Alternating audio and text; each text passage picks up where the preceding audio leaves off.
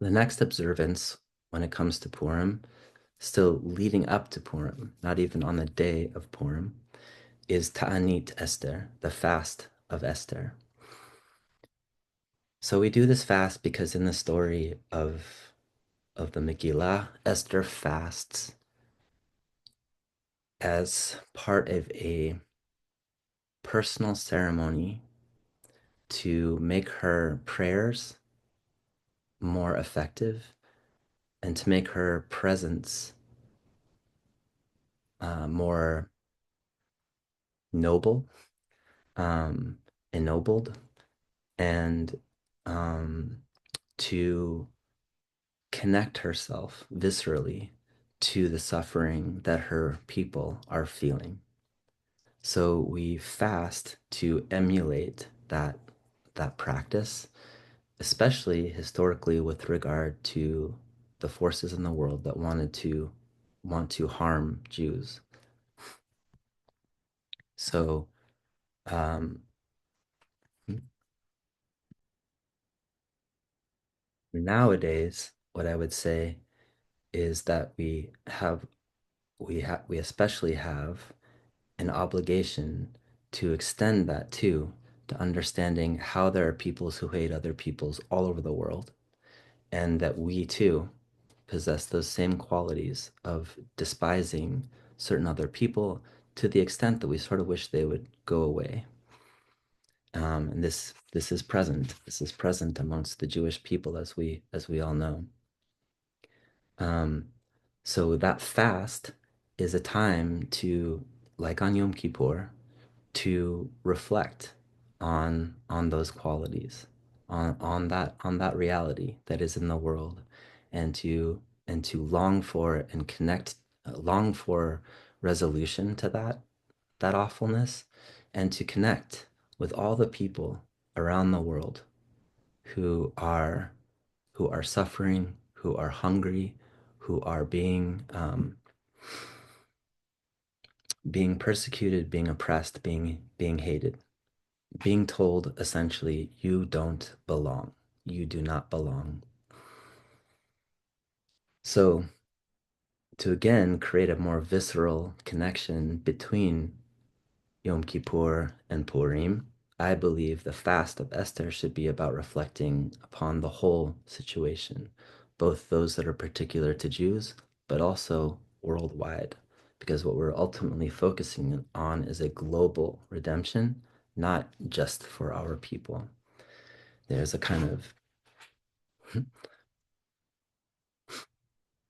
effort towards a kind of collective liberation from those awful characteristics of humans, and not simply an ethnocentric um, concern for about those who hate us. The next mitzvot the that come up with regard to Purim um, is the Su'udah, the feast, the Purim feast. So it's a mitzvah to feast on Purim because that's part of of the decree that Esther gave. So it is actually a mitzvah. It is actually a commandment. It's a rabbinical commandment, but it is a commandment for us to feast on Purim, and that's part of the joyful aspect. How do we make that a tikkun? How do we make that a tikkun? I think that ties into one of the other mitzvot, commandments, like the requirements of Purim, that unfortunately many American communities don't really practice, which is that it is a time to give to the poor and the vulnerable. And the way that you do that, according to tradition, is to give them at least two items of food. You want to give two items of food each to at least two different poor, vulnerable, needy people. And I think the way you could do that, rather than, what many people do is you put an orange and some chocolate, in a bag, and then they go and just hand it out, which is a beautiful thing, and I wish more people did it. But we could actually invite people to eat with us at the Su'udah. And in that way, they could also be invited in to this strange and complicated holiday, which has to do with our own surahs, our own suffering, but also the suffering of all humanity, and see the way that we are wrestling with our tradition and thinking of our people, and also thinking about all other peoples as well. And I think that's a time when we can invite people into our community. In the imaginations of the classical Jewish writers, they're thinking of the poor and the vulnerable within your Jewish community. They're picturing towns in which almost the entire population is Jewish, or the majority is Jewish, or you have a substantial Jewish community, and you're obligated to take care of those who are needy within your community. I also think that's the highest level. That's the first priority, is to take care of the people at TBS who need us. Um, and and you can add to that inviting people who are not Jewish to the Seudah. In particular, I'm thinking of maybe like bringing in some Latino families who are working with mano a mano and and experiencing this time of pronounced hatred towards the Latino population of the United States and of our own town. So I think those two mitzvot can be combined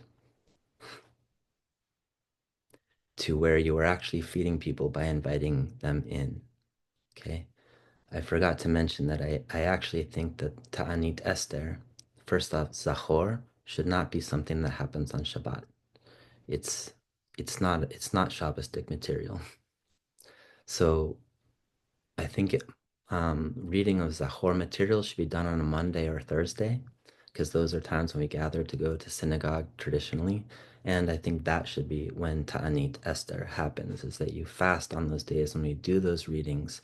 Um, and it really drives home the point of self-reflection and thinking about this very, very sobering topic.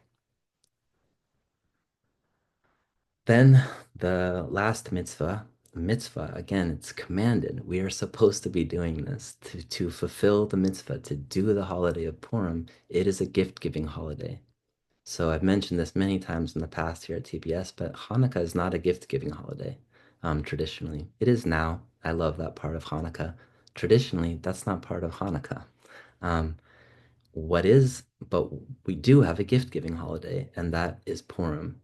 Traditionally, again, you're giving edible items to at least one friend, to at least one. You can give as many as you want to as many people as you want, but the minimum is one present to each friend.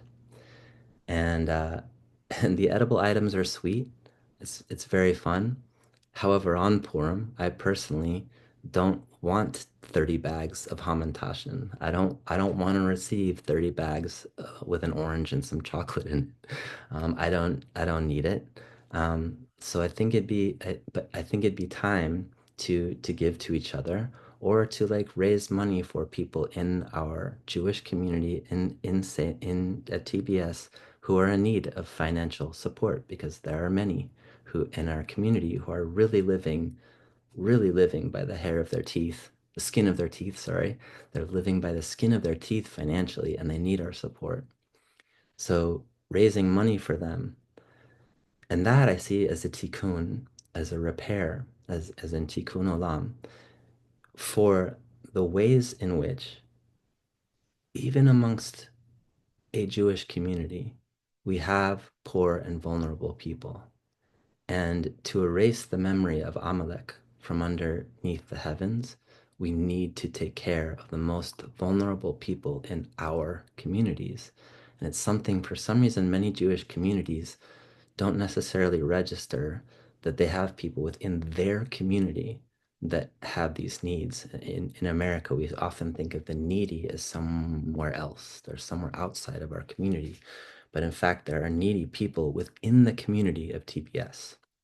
Um, so taking care of them is first priority, and that sets up a tikkun for all throughout history, the places where The poor and the vulnerable amongst Jewish society were also pushed away and essentially said, you don't belong.